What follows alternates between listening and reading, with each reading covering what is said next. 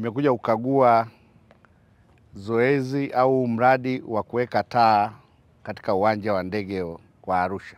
Serikali imeidhinisha fedha kwa ajili ya kuhakikisha kwamba uwanja huu wa Arusha unaboreshwa kwa kuwekewa taa za kwenye uwanja wa ndege ili kurahisisha ndege zetu kutua usiku na mchana. Na tunamshukuru Mheshimiwa Rais Dr. Samia Suluhu Hassan, ameendelea kutoa fedha, na alipokuja mkoa wa Arusha aliwaahidi Watanzania kwamba uwanja huu unaboreshwa na ifikapo Januari mkandarasi atakuwa amekamilisha hiyo kazi. Maelekezo yangu ni kwamba ni kuongeza kasi ya utekelezaji wa mradi huu kuendana na ahadi ambayo Mheshimiwa Rais ameitoa kwa wananchi wa mkoa wa Arusha. Tunafanya hivyo katika kuhakikisha kwamba ahadi ya Mheshimiwa Rais inatekelezwa kwa sababu ya kukua kwa utalii katika mkoa wetu wa Arusha.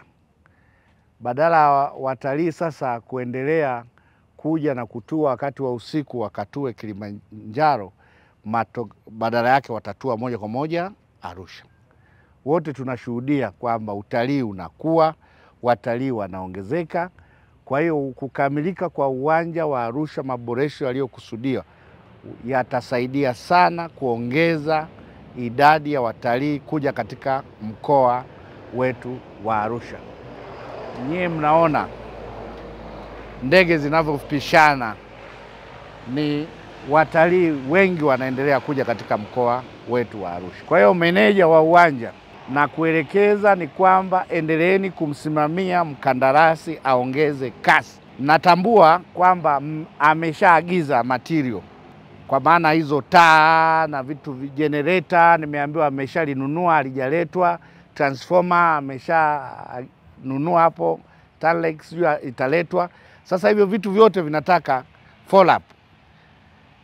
Sitaki kuja kusikia kwamba vingine viko nje, unajua sasa paka vifike hapa clearance. Sasa hivi ndio muda wa kujipanga kuhakikisha tunakwenda na ratiba iliyokusudiwa. Mimi nitaendelea kuja muda wote. Hili jambo ni kubwa, hili jambo lina maslahi mapana ya nchi yetu. Hili jambo ni kubwa kwa sababu sekta ya utalii inachangia pato kwa kiasi kikubwa. Kwa hiyo mimi naamini baada ya uwanja huu kuwa na taa, mashirika ya ndege yataongezeka.